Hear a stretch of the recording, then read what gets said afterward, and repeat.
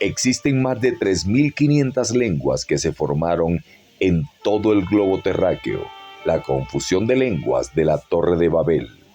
Y para hablar de estos tres avivamientos, tenemos que hablar un poco del nacimiento de la Escritura. Uno de los puntos más importantes en el desarrollo del ser humano en toda su historia es el acceso a la información. Sin información escrita, no se alcanzaría a obtener conocimiento de hechos pasados. Es decir, la escritura es el producto del progreso de las sociedades. La escritura hace posible la transmisión en el tiempo a alguien que va a vivir dentro de miles de años. En el desarrollo de la información, la escritura es el invento más notable y de más importancia de la humanidad. Esta llevó un largo proceso de evolución, desde sonidos, gestos y palabra. De esta manera, la escritura fue el instrumento que mejoró la comunicación de las personas hasta llegar a la invención del libro. Y así se aumentó la capacidad de memoria, obteniendo todo por escrito como principal objeto de consulta. Por obtener un soporte, las primeras civilizaciones, comenzando desde la ciudad de Uruk en Babilonia, 4.000 años antes de Cristo, quienes realizaron los primeros jeroglíficos, hasta la perfección de la escritura, es cuando comienza a ser utilizada como el instrumento más importante para el desarrollo de los pueblos. En la evolución de la escritura, nace la necesidad de poderle dar lectura a lo que estaba escrito. Fueron los fenicios, 3.000 años antes de Cristo, quienes le dieron origen a las consonantes, la fonética y la gramática, incluyendo el sistema logográfico, alfabético y silábico para el sonido y conformación de las palabras. También se dio inicio a los géneros literarios. Todas las culturas, imperios y civilizaciones de la época adoptaron el sistema de escritura para el desarrollo de la ciencia y la literatura, principalmente griegos, asirios, egipcios, persas y hebreos. En lo sagrado, el Dios eterno es el autor principal de la invención de la escritura. Todo llevaba un propósito, un objetivo, que sus hechos, maravillas, prodigios y milagros pudieran ser escritos y de esta manera se pudiera hacer memoria de cada uno de ellos. La liberación de la ignorancia tenía que pasar por el terreno de la alfabetización y la educación. La batalla entre los escritos comenzaba. Los relatos de fábulas y cuentos de dioses paganos alimentaba la imaginación de la sociedad hambrienta de tener un encuentro con el Dios no conocido. Es entonces cuando se escribieron relatos de dioses y leyendas mitológicas griegas y romanas, algunas como Poseidón, Baco, Baal, Acera, Artemisa, Afrodita, Diana de los Efesios, Apolos, entre otros. Parece que uno de los objetivos que se ha tenido es mantener a la gente en la ignorancia en este tipo de temas. Es el desvío a través de las lecturas que no convienen o que algunos le llaman lecturas tóxicas. Es no llegar a tener conocimiento del Dios de la Biblia. Por su parte, el pueblo judío comenzó a escribir sus propias experiencias con Dios. Estos le dieron origen al Tanaj, la Torá, Neviín y Ketubín. Es lo que conocemos hoy como el Antiguo Testamento.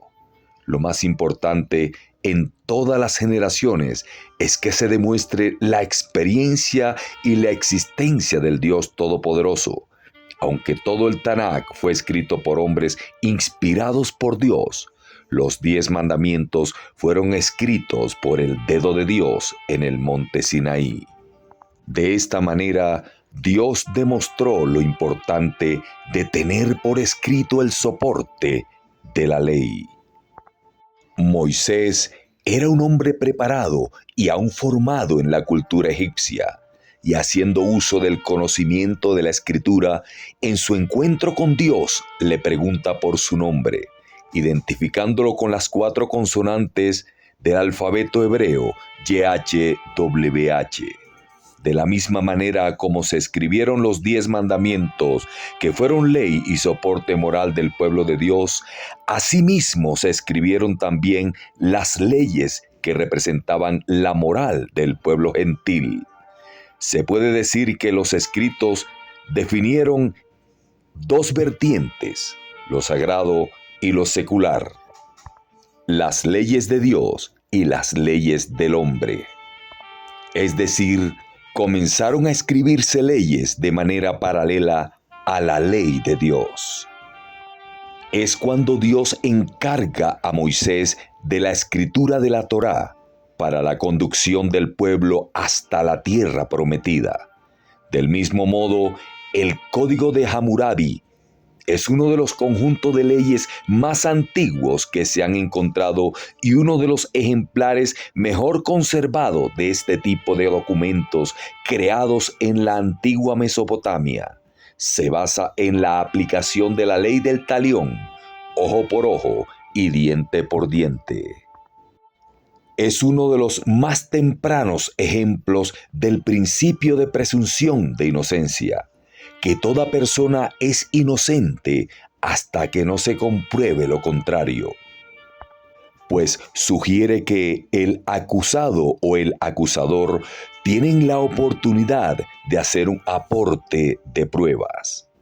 Fue escrito en el año 1750 a.C. por el rey de Babilonia. En esta batalla de escritos y del avivamiento de la escritura, también se escribieron textos como el Libro de los Muertos, la Ilíada de Homero, entre otros. Es el surgimiento de las bibliotecas.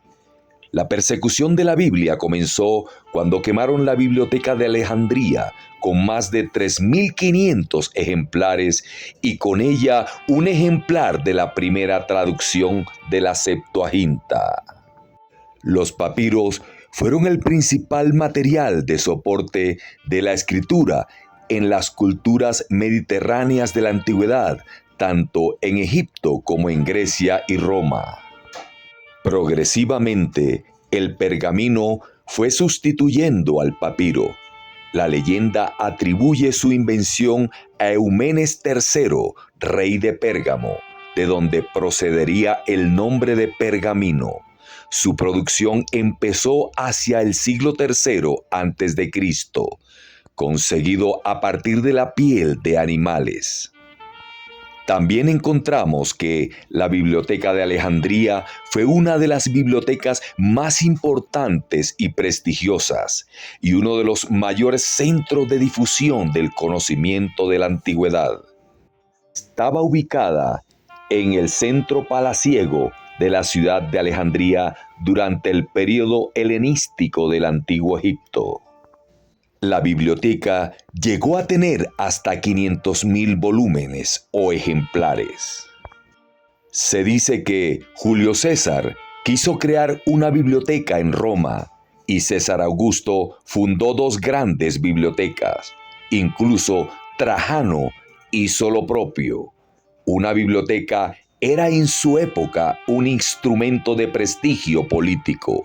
Ya en el año 377 después de Cristo existían en Roma 28 bibliotecas. Las bibliotecas tenían sus propios talleres de copistas y su organización aseguraba, primero, la conservación de un ejemplar, la traducción, la crítica literaria, la constitución de catálogos y la difusión de la copia. Y por último, lo más importante, la primera traducción de la Biblia del hebreo al griego. La Biblioteca de Pérgamo fue la segunda más grande e importante del mundo antiguo, solo superada por la de Alejandría. Sus interiores también sirvieron como escuela para estudios gramaticales, aunque enfocados a la filosofía estoica. Finalizando la Edad Antigua, Entre los siglos II y III, ya en la Edad Media, el códice sustituyó al volumen. Los escritos ya no eran un rollo continuo, sino un conjunto de hojas en lo que un escrito o códice adquirió el aspecto rectangular, útil para tomar notas o escribir mientras se leía. Más adelante, el pergamino fue reemplazado por el papel de manera progresiva, un material más económico que permitió una difusión más amplia, dando origen al libro. Este material procedía de China y llegó a Europa por intermedio de la cultura árabe. Wendell Phillips dijo: lo que la pólvora ha hecho por la guerra, la imprenta lo ha hecho por la mente. Era el siglo XV. La clave para la reproducción de los escritos fue la invención de la imprenta de Gutenberg. La reproducción en serie, la elaboración de las técnicas de impresión por parte de Gutenberg hacia el año 1440 dio paso a la entrada del libro en la era de una producción masiva. Para una reproducción en serie se necesitaba toda una maquinaria. El libro ya no era un objeto único ni artesanal, escrito o reproducido de acuerdo con la demanda. La edición de un libro requiere de toda una empresa. Se necesita capital para su realización y un mercado para su difusión. Por consiguiente, el costo de cada ejemplar baja considerablemente y a su vez aumenta notablemente su expansión. El libro en forma de códice e impreso en papel, tal y como lo conocemos actualmente, aparece a finales del siglo XV. El tercer y último tema es el avivamiento del desarrollo de la tecnología y de la inteligencia artificial. Es el año de 1956. Evolucionan los procesos de la confección del libro de manera digital. Comienzan a salir y a surgir las noticias con respecto al desarrollo de la tecnología. Es el inicio de la inteligencia artificial. Se inicia el audiolibro, considerado más como una nueva forma de presentar un contenido, y de las obras que como una nueva forma del libro. No es un medio universal, ya que casi exclusivo de obra narrativa, ha servido de medio cultural para ciegos. El libro digital es un texto informativo en un soporte informático para que solo sea leído en una pantalla. Cuando hablamos del libro digital, estamos hablando de un elemento material que sirve de soporte para el almacenamiento de textos digitalizados y dispuestos para la lectura. En ambos casos se refiere a una obra contenida en un aparato o dispositivo electrónico. El libro digital ha sido el medio de difusión masiva y al mismo tiempo medio de conservación de libros antiguos o difíciles de consultar.